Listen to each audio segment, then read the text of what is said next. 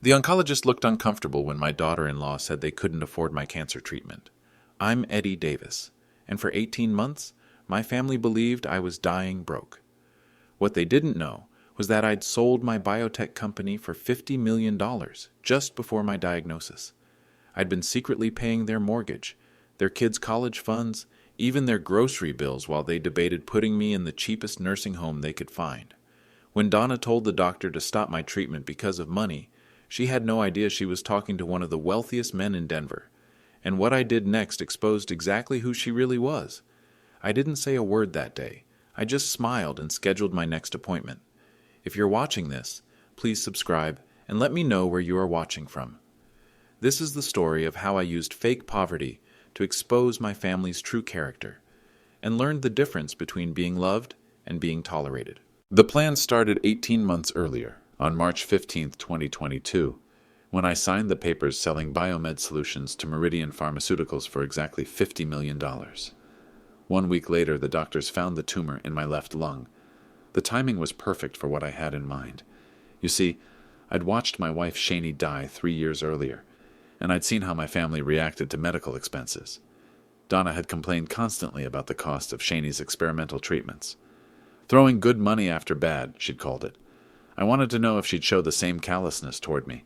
So I hired Wilson, Patterson, and Associates to create a financial maze that even Donna, with her obsessive bill monitoring skills, couldn't trace.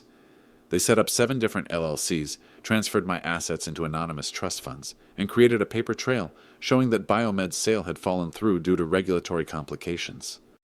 Within a month, I'd transformed from millionaire to pensioner. I moved out of my $2.3 million house in Cherry Hills Village and into an $850 a month studio apartment in Lakewood. I traded my BMW for a 2019 Honda Civic with 89,000 miles and a dent in the passenger door. I shopped at Goodwill and clipped coupons with theatrical precision. But the real performance happened during family dinners. "Dad, you really need to be more realistic about your medical situation," Donna said during my second round of chemotherapy. We were sitting around their dining room table, the one I'd secretly bought them for Christmas 2 years earlier. "I'm managing the best I can," I replied, picking at the casserole I'd supposedly couldn't afford to contribute to. "Managing?" Donna's laugh was sharp. "Dad, you're hemorrhaging money you don't have. The chemotherapy alone is $12,400 per cycle." James shifted uncomfortably. "Donna, maybe—" "No, James. Someone needs to face reality here." Donna turned her calculator toward me like a weapon. 6 cycles of chemo, $74,000. Plus the oncologist visits, the imaging, the blood work. We're looking at over $100,000 for treatment that might not even work. Might not even work. She'd reduced my fight for life to a bad investment. What Donna didn't know was that I'd been anonymously funding their entire lifestyle while she calculated the cost of my survival. Their mortgage? I'd been paying it through a shell company called Rocky Mountain Holdings, LLC. Their kids' private school tuition? Another anonymous donation? Their Range Rover lease, their family vacation to Disney World, even their weekly grocery deliveries, all secretly funded by the broke man they were worried about supporting. "Have you looked into Medicaid?" Donna asked. "Your father-in-law's assets would need to be—" James started. "What assets?" Donna interrupted. "He's living in a studio apartment and driving a car older than our marriage." The irony was perfect. Donna was so focused on managing my poverty that she completely missed the signs of my wealth. She walked past the donor plaque in the hospital lobby, Davis ED, $500, 000 plus, dozens of times without noticing. She never questioned why the parking attendant waved me through the VIP entrance, or why Dr. Moore always had extended appointment slots available for me. Donna was too busy counting pennies to see the dollars. "Dad, we've been thinking," James said carefully. "Maybe you should consider alternative treatment options. Alternative treatment options. Code for cheaper ways to die." "Like what?" I asked. "Clinical trials," Donna said quickly. "Some of them are free. And there are state programs for low-income seniors." Low-income seniors. My daughter-in-law wanted me to beg for charity care while sitting on $50 million. But I still didn't reveal the truth. The test wasn't complete yet. I needed to see exactly how far they'd go when they thought love was the only thing I had left to offer. By month 8, I understood exactly what I stood to lose if I stayed silent. It wasn't money. I had more than I could spend in 3 lifetimes hidden in accounts Donna would never find. What I was losing was something far more valuable: my dignity, my autonomy, and my grandchildren's respect. Donna had started including my 25-year-old grandson Jake in her financial reality conversations. Jake was James's son from his first marriage, a recent college graduate struggling with student loans and entry-level wages. He'd always been close to me, but I watched Donna slowly poison that relationship with financial anxiety. "Jake, you need to talk to your grandfather," Donna said during a family barbecue I'd supposedly couldn't afford to contribute food to. "He's not accepting reality about his situation." "What situation?" Jake asked. "The medical bills are crushing him," Donna explained, her voice carrying that practiced tone of concerned authority. "He can't afford the treatments, but he won't admit it. Someone needs to help him understand that fighting this cancer is selfish." Selfish? Donna had just told my grandson that my desire to live was selfish. "Grandpa seems pretty sharp to me," Jake said defensively. "Sharp people can still make emotional decisions," Donna replied. "The chemo isn't working anyway. His tumor markers barely improved last month." That was a lie. My tumor markers had dropped 22%, but Donna was selectively editing my medical results to support her narrative. "Maybe Grandpa should decide for himself," Jake suggested. "Jake, your grandfather is 76 years old with advanced cancer. Sometimes family has to step in and make the hard choices." The hard choices.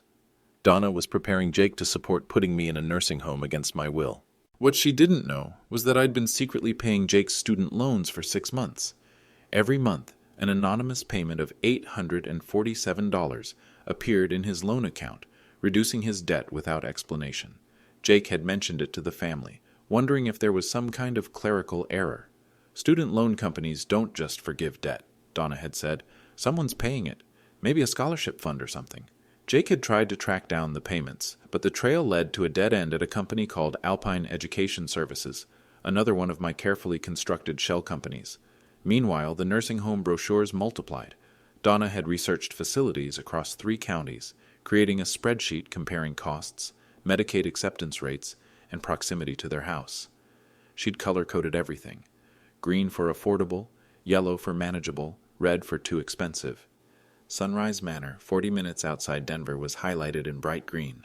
"The shared rooms are only $4,500 a month," Donna announced, spreading the brochures across my kitchen table. "And once you qualify for Medicaid, it drops to $800. Shared rooms.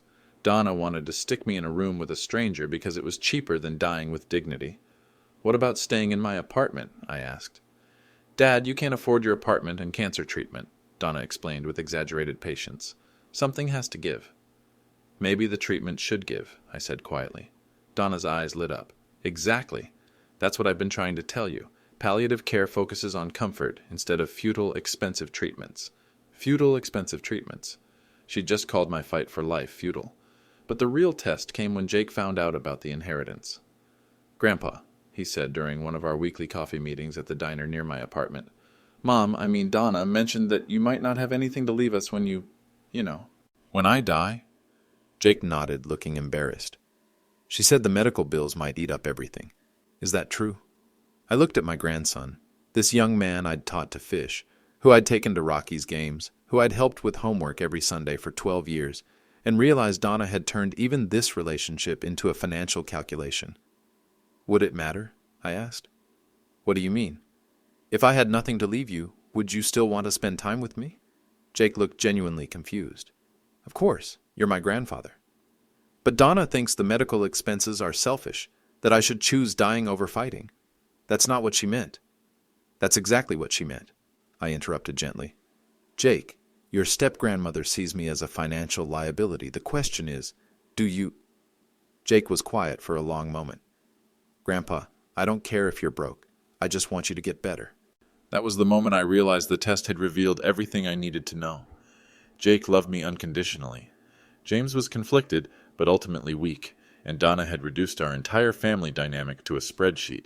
If I stayed silent much longer, I wouldn't just lose my dignity, I'd lose any chance of teaching my family what real character looked like. The nursing home applications were already filled out. Donna had scheduled a placement interview for the following week. It was time to flip the script. The first major confrontation happened on a Tuesday morning when Donna cornered me in the hospital parking garage after my blood work appointment. She'd driven me again, claiming it was safer than letting me drive myself. What she really wanted was a captive audience for the conversation she'd been planning. "Dad, we need to talk." Donna clicked the car locks, her signature power move when she wanted to control a conversation. "I'm listening." "No, you're not. You're not listening to any of us." Her voice had that sharp edge that made waiters nervous. "Dr. Moore wants to add another drug to your chemotherapy cocktail. She thinks it might improve the response rate. Dad, the new drug costs $8,000 per dose, every 2 weeks, for at least 6 months. I let the silence hang between us. Donna loved filling uncomfortable pauses with financial calculations. "That's $96,000, she continued, consulting her phone calculator, "on top of the money you're already hemorrhaging. I might be able to get assistance." "You've been denied assistance twice," Donna cut me off. "We've been through this. You make too much on Social Security to qualify for charity care, but not enough to actually pay these bills." This was the moment I'd been waiting for. Donna had done her homework, but she'd been researching the wrong bank accounts. "So, what are you suggesting?" I asked. Donna's pause lasted exactly 4 seconds. I counted. "I think it's time to be realistic about quality of life versus quantity," she said carefully. "Quality versus quantity." Donna had rehearsed this speech. "You want me to stop treatment. I want you to stop bankrupting your family for treatments that aren't working." Donna's mask slipped slightly. "Dad, your tumor shrunk 18%. Do you know what 18% costs? $64,000. Her math was wrong. The actual cost was higher, but her message was clear. She'd calculated the dollar value of extending my life. "What does James think?" I asked. "James thinks you should do whatever makes you happy," Donna said, starting the engine. "But James isn't watching our retirement disappear into medical bills. James isn't explaining to Emma and Tyler why they might have to change schools. Our retirement. Our kids." Donna had already erased me from the family financial equation. "The kids might have to change schools?" "Dad, we've been supplementing your medical expenses for months," Donna lied smoothly. "Our savings are almost gone." The performance was flawless. Donna had convinced herself that supporting my cancer treatment was bankrupting them, while I'd been anonymously paying their bills the entire time. "I didn't know you were helping financially," I said. "Of course we're helping. Your family." Donna's tone suggested this was a massive sacrifice, but we can't keep it up indefinitely. "How much have you contributed?" I asked quietly. Donna paused, doing quick mental math. "Between the medical copays, your grocery money, and helping with your rent? Probably $15,000. $15,000. She was claiming credit for expenses I'd been covering myself while simultaneously paying their mortgage. "That's very generous," I said. "It's not about generosity, Dad. It's about family responsibility." Donna pulled into my apartment complex with unnecessary force. "But there has to be a limit." "What kind of limit?" "We can't afford to support cancer treatments that might buy you a few extra months at the cost of Emma and Tyler's future." There it was. Donna had just pitted my grandchildren's future against my survival. "I understand," I said quietly. "Do you? Because yesterday you mentioned that experimental trial at University Hospital, the one that cost $30,000 just for the screening. I had mentioned it. Dr. Moore had suggested it as a backup option, and Donna had immediately Googled the costs. "That was just conversation," I said. "Dad, we need to stop having conversations about treatments you can't afford," Donna said firmly. "It's not fair to Dr. Moore, and it's not fair to us." Us. Donna had made herself the gatekeeper of my medical decisions. "I made a phone call this morning," I said casually. Donna's head snapped toward me. "What kind of phone call?" "To someone who might be able to help with the financial situation." "What friend?" Her voice sharpened with suspicion. "Dad, you can't keep borrowing money from people. That's not sustainable." "It's not borrowing," I said. "It's more of a business arrangement." I could see Donna's mind working, trying to figure out what kind of business arrangement a broke cancer patient could possibly make. "Dad, if someone's offering to pay your medical bills, there has to be a catch. Nobody gives away money for cancer treatment." "Unless they understand what it's like," I said mysteriously. Donna was quiet for the rest of the drive to my building. I could practically hear her calculating, wondering who might be foolish enough to throw money at a dying old man's medical bills. When we reached my apartment, she didn't turn off the engine. "Dad, I need you to understand something." Her tone had shifted to something almost gentle. "We love you." But love doesn't pay for $96,000 drug treatments. Love doesn't pay for treatments. Donna had just reduced our entire relationship to a financial transaction. I understand, I said, getting out of the car. Good. And Dad? Whatever friend you called?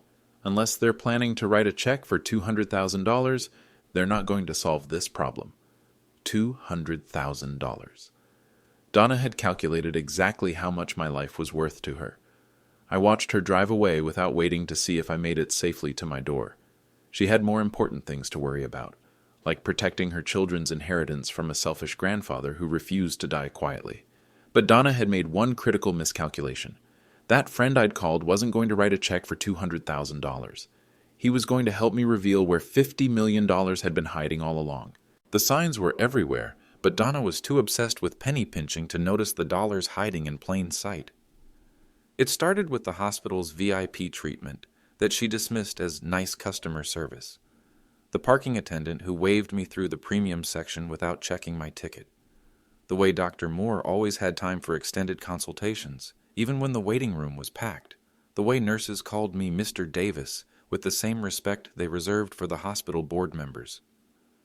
Your grandfather gets the royal treatment here, Donna mentioned to Jake after my 14th cycle. It's weird how much attention they give him. Maybe they just like him, Jake suggested. Hospitals don't give special treatment because they like someone, Donna replied. They give special treatment because they're getting paid.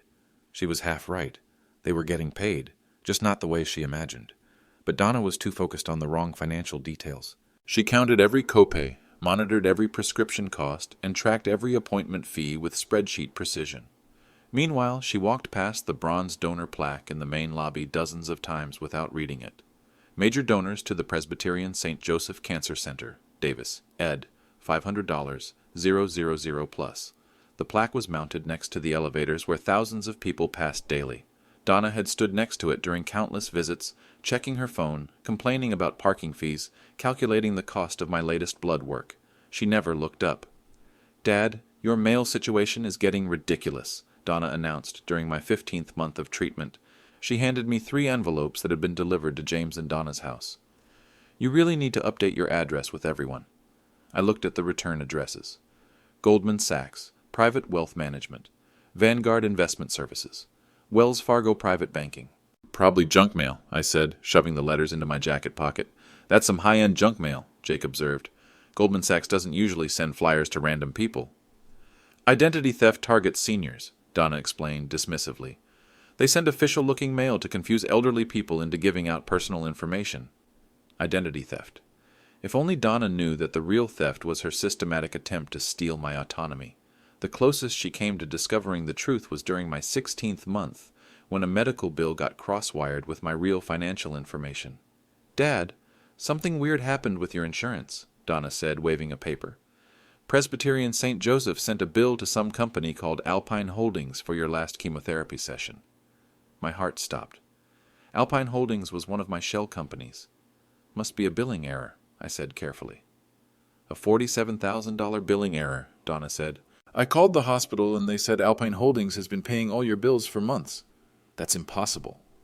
That's what I thought. But when I asked for details, they said I'd need written authorization from you to access the account information. Donna had actually tried to investigate my secret payments. Her financial curiosity had almost blown my cover. Did you give them authorization? I asked. I told them I'd discuss it with you first, Donna said. Dad, if some company has been paying your medical bills, we need to find out why. This could be some kind of medical debt scam. I'll look into it, I promised. That evening, I called my attorney Richard Wilson to tighten the security around my financial arrangements. But the close call had revealed something important. Donna's investigative skills were getting sharper. She was starting to ask the right questions. The problem was, she was asking them about the wrong person. Jake, meanwhile, had been dealing with his own financial mystery. Grandpa, something amazing happened, he told me during our weekly coffee meeting.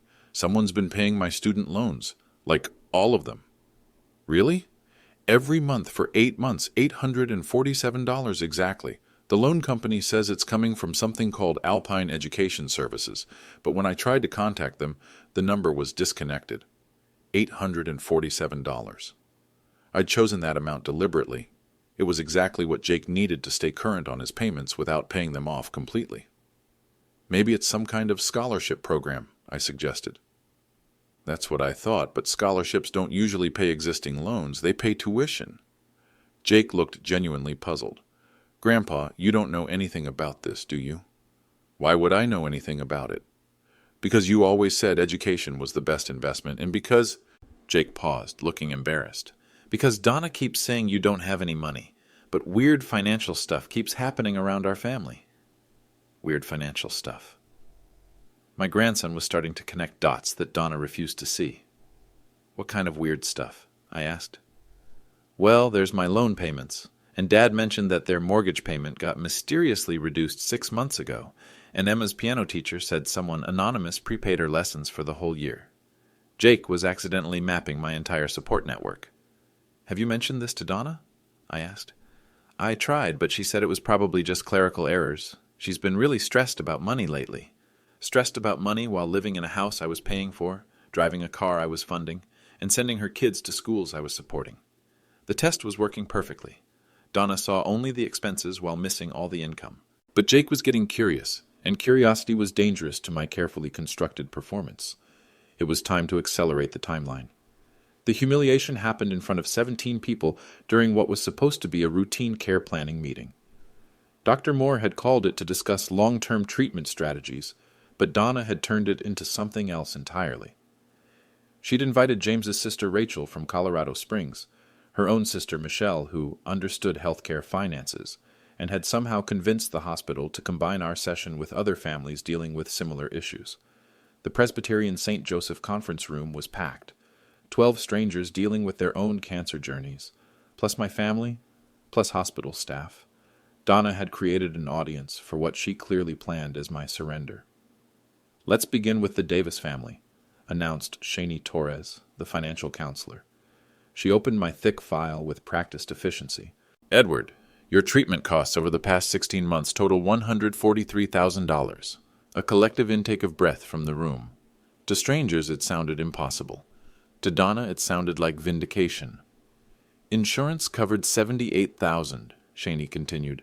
Patient responsibility is currently $65,000, which he obviously cannot pay. Donna interjected before I could speak. The room fell silent. Shani looked confused. I'm sorry? My father-in-law is living on Social Security, Donna announced to the entire room. He's been struggling financially since his wife's medical expenses 3 years ago. These cancer costs are beyond his means. 17 pairs of eyes turned to look at me with pity. The broke old man too proud to admit he couldn't afford to live. Dr. Moore cleared her throat. Mrs. Davis, I think there might be some... There's no confusion about his financial situation, Donna interrupted. We've been very transparent about that. He's living in a studio apartment, barely affording groceries. These treatment costs are unrealistic. James shifted uncomfortably beside her. Donna, maybe we shouldn't discuss this so publicly. Why not? This is exactly what these meetings are for. Donna stood up, addressing the room like a presenter. My father-in-law wants to continue aggressive treatment, but the financial reality makes that impossible. One of the strangers, an elderly woman with her own cancer patient, nodded sympathetically. It's so difficult when they can't accept their limitations. Accept limitations. They were discussing me like I was senile. The new immunotherapy protocol costs $12,000 every 2 weeks. Donna continued her presentation. That's over $300,000 annually for treatment that might extend his life by a few months. Might extend life by a few months. Donna was publicly arguing that my survival wasn't worth the investment. What about quality of life considerations? Asked Michelle, Donna's sister. Exactly, Donna said. We're advocating for comfort care, palliative treatment that focuses on dignity rather than desperate measures. Desperate measures. My fight for life had become desperate measures. I'd like to continue treatment, I said quietly. With what resources, Dad? Donna's voice carried that patient tone reserved for confused children. You're already behind on medical bills. You can't afford your medications. You're asking your family to bankrupt themselves for treatments that aren't working. The medication comment hit home. Several people winced at the image of a cancer patient rationing pills. Maybe there are assistance programs, suggested one of the strangers. We've exhausted every program, Donna replied smoothly. He makes too much on Social Security for charity care, but not enough to pay oncology bills. The catch-22 of being poor but not poor enough. Donna's research had been thorough. The hospital has been very understanding about payment plans, Shani Torres offered diplomatically. Payment plans don't solve the fundamental problem, Donna shot back. Dr. Moore, you're recommending treatments that cost more than most people's annual salaries. Where do you expect that money to come from? Dr. Moore glanced at me with a strange expression. Perhaps we should discuss this privately. No, Donna said firmly. Everyone here is dealing with the same issues. The cost of cancer treatment versus family financial stability. She turned to address the room again. How many of you have had to choose between medical treatment and your children's future? Several hands went up. Donna had found her audience. How many have had to refinance homes, liquidate retirement accounts, or take second mortgages to pay for cancer treatment? More hands. Donna was building a coalition of financial martyrs. We can't let sentiment override financial responsibility, she announced. Sometimes the most loving thing is accepting that aggressive treatment is no longer viable. Accepting that aggressive treatment is no longer viable. Donna had just advocated for my death in front of 17 witnesses. What would you like us to do? Dr. Moore asked me directly. Before I could answer, Donna jumped in. We'd like to transition to hospice care, focus on comfort and dignity rather than expensive treatments that aren't extending quality time. Quality time. She'd reduced my remaining life to a cost-benefit analysis. The treatment has actually shown significant tumor reduction, Dr. Moore said carefully. Significant reduction doesn't matter if the patient can't afford it, Donna replied. Dr. Moore, with respect, you're not facing our family's financial reality. Our family's financial reality. Donna had appointed herself spokesperson for my medical future. That's when Jake spoke up for the first time. Mom, Donna, maybe Grandpa should decide for himself what he can afford. Jake, your grandfather isn't thinking clearly about money, Donna replied. Cancer patients often make unrealistic decisions that burden their families. But what if money wasn't the issue? Jake asked. The room went quiet. Donna's head snapped toward Jake with laser focus. Money is always the issue, she said sharply. Your grandfather is broke, Jake. He lost everything when your step-grandmother died. But what if he didn't? Jake pressed. What if there were resources we didn't know about? I could see Donna's mind racing, trying to figure out what Jake might know. There are no hidden resources, she said firmly. I've reviewed his entire financial situation. Have you? Jake asked quietly. The challenge hung in the air like smoke. Donna stared at her stepson with growing suspicion. Jake, what are you trying to say? James asked. I'm saying maybe we don't know everything about Grandpa's situation, Jake replied. Maybe some of us have been making assumptions. Donna's face went pale. What assumptions? Jake looked directly at me. Grandpa, do you want to tell them, or should I? The room was dead silent. 17 people watching family drama unfold in real time. I smiled for the first time in months. Actually, Jake, I think we should wait for tomorrow's meeting.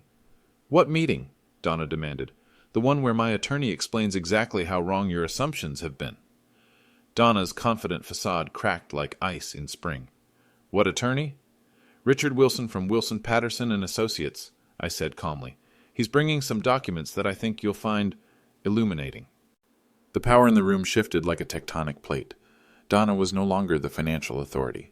She was a woman who just publicly advocated for euthanizing a millionaire. What documents? She whispered. I stood up slowly, feeling stronger than I had in 16 months. The ones that prove everything you think you know about my financial situation is completely wrong. Richard Wilson arrived at exactly 10 a.m. carrying a briefcase that cost more than most people's cars. He commanded the room before he even spoke. Armani suit, Italian leather shoes, and the kind of presence that made hospital administrators stand straighter. This was a man who represented serious money, and everyone could sense it. Good morning, Eddie, Richard said, setting his briefcase on the conference table with theatrical precision. I brought those documents we discussed. The same conference room was packed again. Donna, James, Jake, Rachel, and Shani Torres from the hospital's financial department. But today felt different. Donna looked like a defendant waiting for sentencing. Mr. Wilson, Donna said, her voice strained. I think there's been some misunderstanding about my father-in-law's financial situation. Has there? Richard's smile was razor-sharp. Well, let's clear that up immediately. He opened his briefcase and pulled out a manila folder thick enough to choke a horse. Donna, you've been operating under the assumption that Eddie lost his wealth when his wife died. Is that correct? He told us the medical bills bankrupted him, Donna said defensively. Interesting. Richard spread 3 bank statements across the table like winning poker cards, because these Wells Fargo private wealth management statements tell a very different story. Donna leaned forward and her jaw literally dropped. Current liquid assets, Richard read aloud, $49,700,000 as of yesterday's market close. The silence was so complete you could hear the ventilation system. That's impossible, Donna whispered. I assure you it's quite real, Richard replied. But let's dig deeper into the impossibilities, shall we?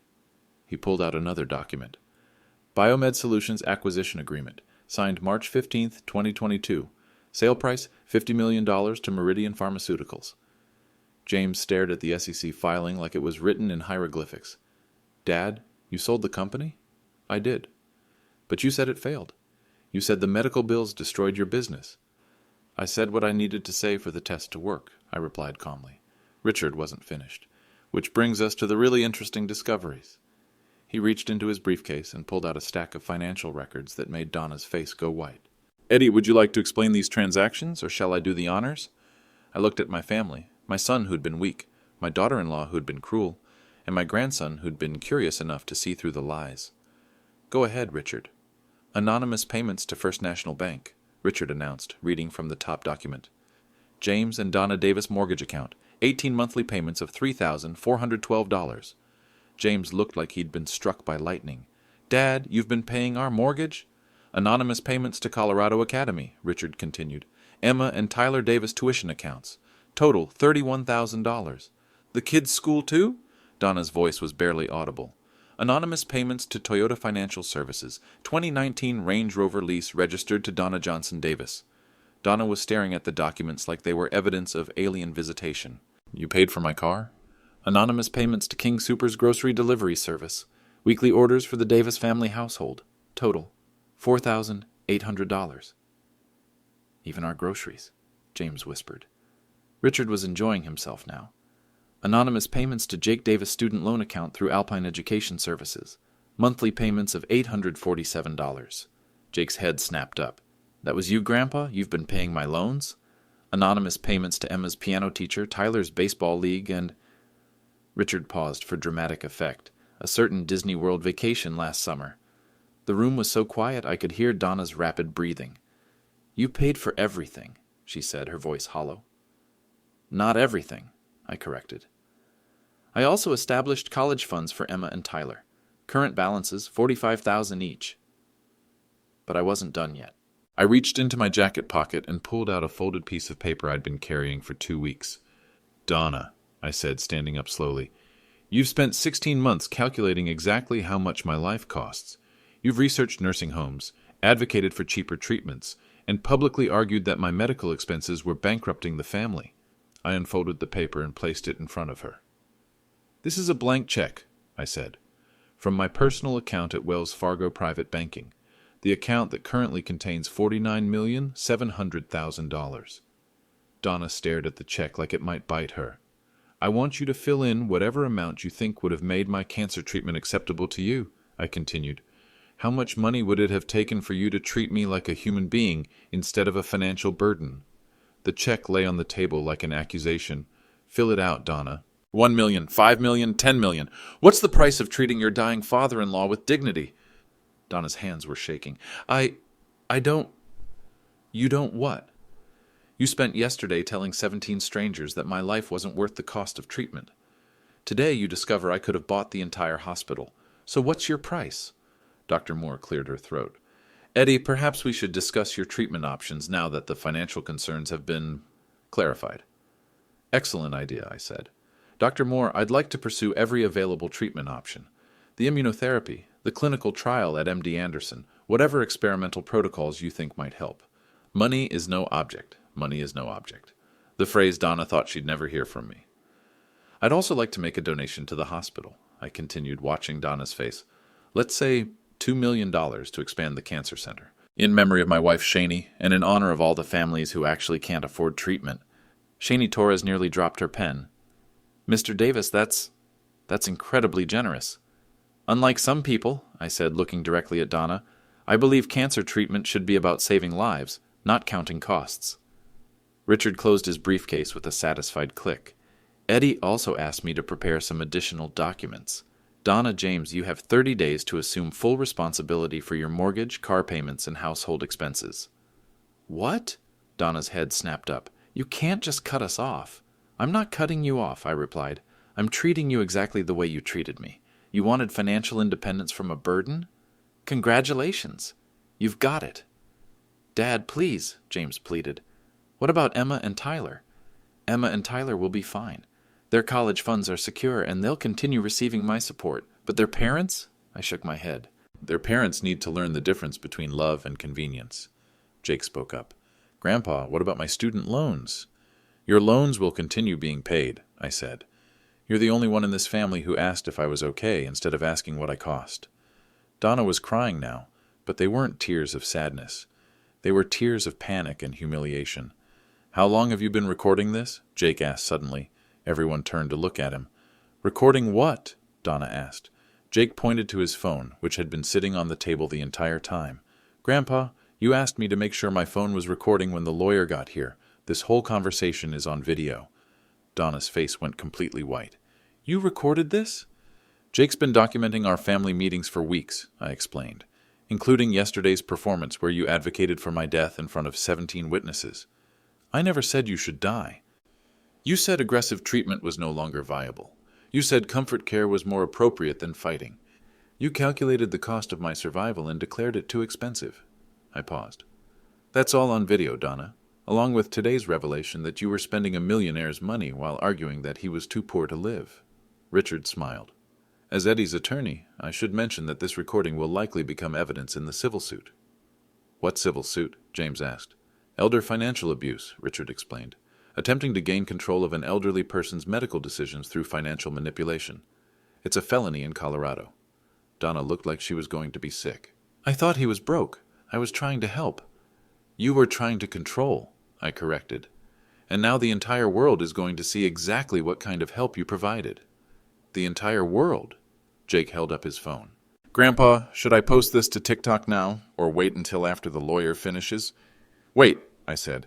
Let's make sure we have the complete story. I turned to Dr. Moore. Doctor, for the record, could you explain my current medical status? Certainly. Mr. Davis has responded exceptionally well to immunotherapy. His tumors have shrunk by 38%. With continued treatment, his prognosis is excellent. Excellent, I repeated, looking at Donna. Not terminal, not hopeless. Excellent. Donna buried her face in her hands. So to summarize, I said, addressing the room but really speaking to the camera, while my daughter-in-law spent 16 months arguing that I was too poor and too sick to deserve treatment, I was actually a healthy millionaire secretly funding her entire lifestyle. The irony was perfect, and everyone could see it. Richard packed up his documents. Eddie, I'll have the financial arrangements modified by Friday.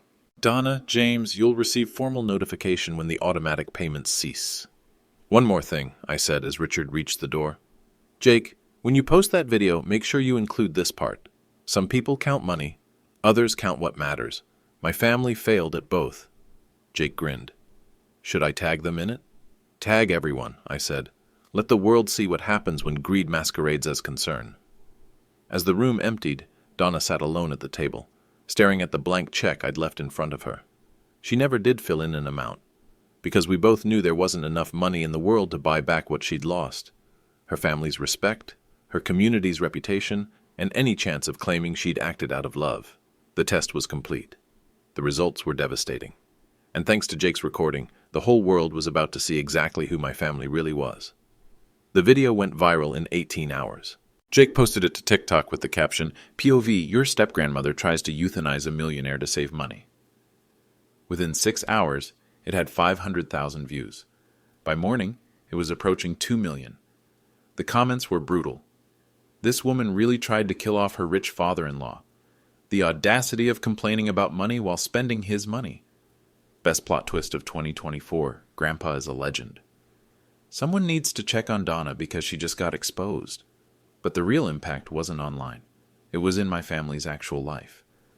By Friday morning, every automatic payment I'd been making for 18 months had stopped. James and Donna's mortgage payment bounced. Their car lease was declined. Colorado Academy called about overdue tuition for Emma and Tyler. For the first time in years, my family was facing their real financial situation. "Dad, we need to talk," James called me that evening. His voice sounded hollow. "I'm listening." "The mortgage company wants the full payment by Monday, or they're starting foreclosure proceedings." "That sounds stressful." "Dad, please. We can't afford the house without help. We can't afford Donna's car. We can't afford the kids' school." "Most families can't afford those things," I pointed out. "That's why they make different choices." "What kind of choices?" "Smaller house, used car, public school." I paused. "The choices you would have made if you'd never expected to inherit my money." "Is that what this is about? The inheritance?" "No, son, this is about respect. For 18 months you watched your wife calculate the cost of keeping me alive while I was secretly funding your entire lifestyle. You never once defended me." "I thought you were broke." "You thought I was worthless," I corrected. "And you were comfortable with that as long as it didn't cost you anything." Meanwhile, Donna was discovering what financial stress actually felt like. She'd found a job, not by choice but by desperate necessity. Medical billing coordinator at Denver Children's Hospital. $42,000 a year, which was exactly $42,000 more than she'd been contributing to the family finances while living off my hidden support. The irony was perfect. Donna was now the person explaining payment plans to worried families, delivering bad news about insurance denials, and watching parents calculate whether they could afford their children's medical care. "My first day was horrible," Emma told me during our weekly dinner. "Mom came home crying because she had to tell a family their little boy's surgery wasn't covered." "How did that make your mom feel?" I asked. "She said it made her think about how she talked to you when you were sick." Progress. But the real consequences were social. Denver's medical and business communities are smaller than people think. Word travels fast when a biotech millionaire uses fake poverty to expose his family's character. The Denver Post ran a feature story. Local executives' unusual family test sparks national conversation. They interviewed Dr. Moore, who called my approach unorthodox but revealing. They interviewed families from the cancer center who'd witnessed Donna's public advocacy for ending my treatment. "She stood up in that meeting and told everyone that keeping him alive was selfish," one woman told the reporter. "Then we find out he's been paying all their bills the whole time. It's like something out of a movie." The story mentioned that I'd established the Shaney Davis Foundation to help cancer patients who actually couldn't afford treatment. Donna had volunteered to work there, 20 hours a week, unpaid. "I need to understand what I almost did," she'd told the foundation director. "I need to help people who really need it." 3 weeks after the revelation, I made a decision that surprised everyone. I called Emma and Tyler directly. "Grandpa," Emma said when I picked them up for lunch, "everyone at school has seen Jake's video. How do you feel about that?" "Embarrassed," she said honestly, "but also proud. Proud.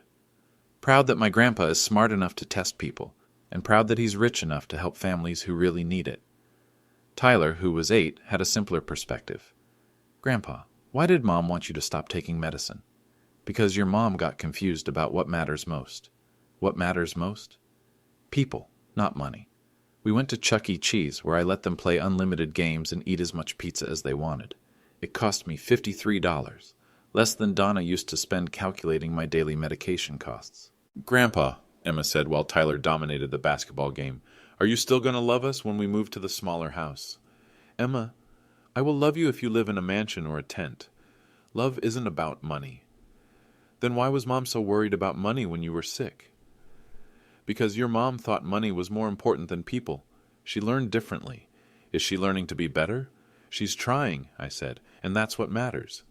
That evening I called James with an offer that would change everything. "The kids can stay in their current school," I said. "Dad, thank you. But you and Donna pay the tuition yourselves. Consider it a loan from their grandfather." "What kind of loan?" "The kind that teaches them their education is valuable enough for their parents to sacrifice for." The payoff wasn't revenge. It was education. My family was finally learning what things actually cost. The ripple effects spread through Denver's social circles like wildfire. Within a month, James and Donna had moved from their 4-bedroom colonial in Cherry Hills Village to a 3-bedroom rental in Lakewood. The house they'd lived in for 6 years, the one I'd been secretly helping them afford, sold for $720,000. They used the equity to pay down debts and establish a realistic budget. "It's actually nice," James told me during one of our slowly healing phone conversations. Smaller, but the kids are adjusting better than expected. The kids were doing more than adjusting. They were thriving in ways that surprised everyone. Emma and Tyler transferred to Lakewood Elementary, where they rode the bus instead of being chauffeured in a Range Rover. Emma joined the school choir and discovered she had a remarkable voice. Tyler made friends with kids whose families couldn't afford private sports leagues and learned to play soccer in the neighborhood park.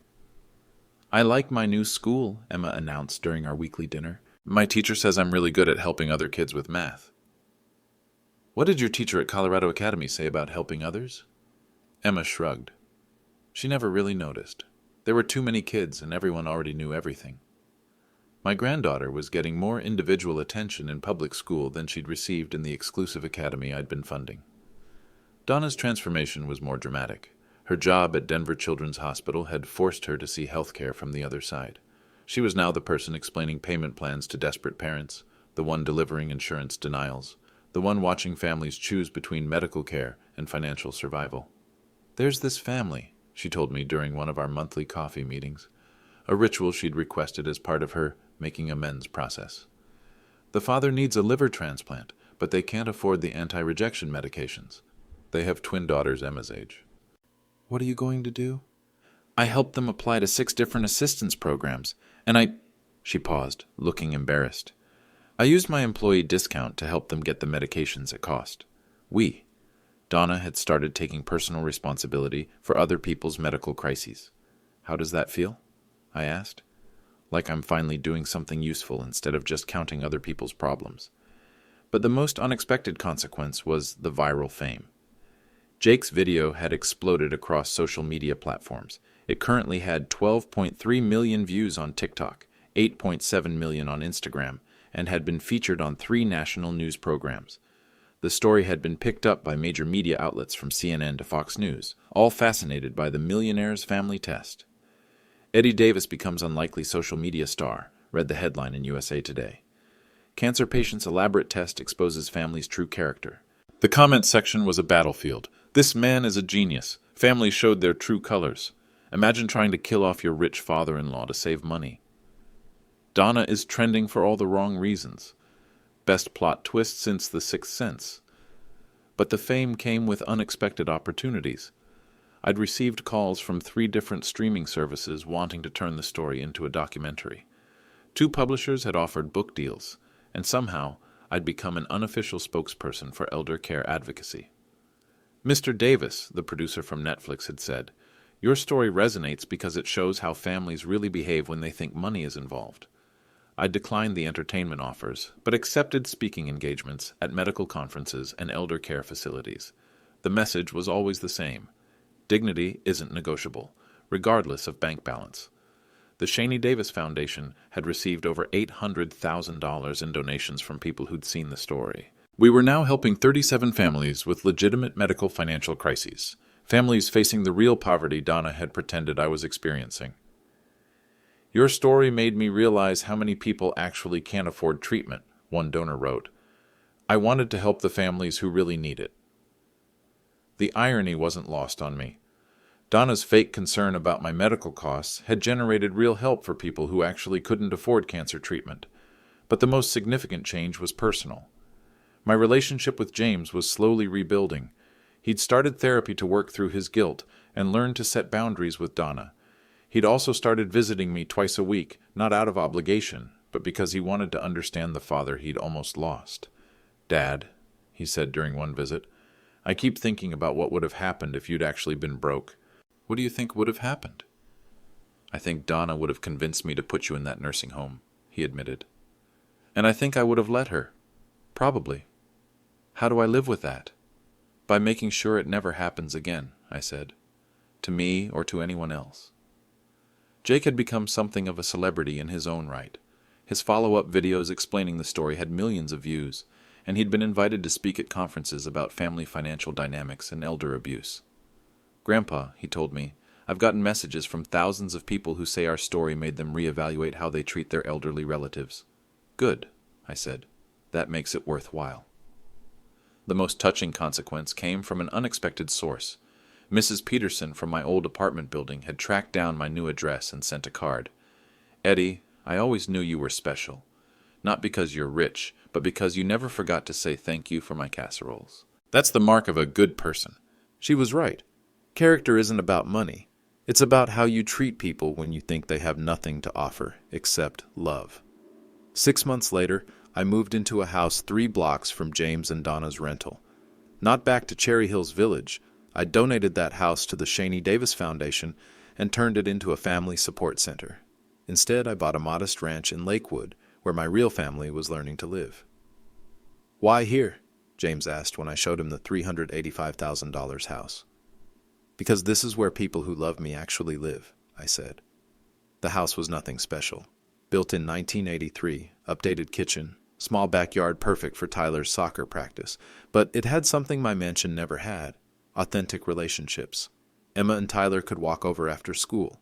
Donna could stop by after her foundation work to talk about the families she was helping. James could come for dinner without wondering if I was testing him. "Dad," James said during one of those dinners, "do you think we'll ever be normal?" I watched Tyler help Donna with dishes while Emma practiced piano on the upright I'd bought at an estate sale for $60. "Son, we were never normal," I said. "We were a family living on borrowed money and borrowed time, avoiding honest conversations about what mattered. And now? Now we're a family that knows love isn't conditional on convenience." Donna looked up from drying dishes. "Even when love costs money?" "Especially when love costs money," I said. That evening, after everyone had gone home, I sat in my modest living room and called Dr. Moore for my latest test results. "Annual scan shows complete remission," she reported. "See you in 6 months for routine follow-up." Complete remission. I'd survived both cancer and a family crisis. I poured myself a glass of wine, not expensive wine, just good wine, and raised it to Shaney's photo on the mantel. "Test complete," I said aloud. "Results, painful but necessary." My phone buzzed with a text from Jake. "Grandpa, the foundation video hit 5 million views. People are donating like crazy. You've helped 127 families now. 127 families who actually needed help, compared to the one family who'd needed a reality check. The math finally made sense. If you're watching this, please subscribe and let me know where you are watching from. And remember, character isn't inherited. It's earned through how you treat people when they can't do anything for you except love you back. Some lessons cost $50 million to teach. But dignity? Dignity is priceless.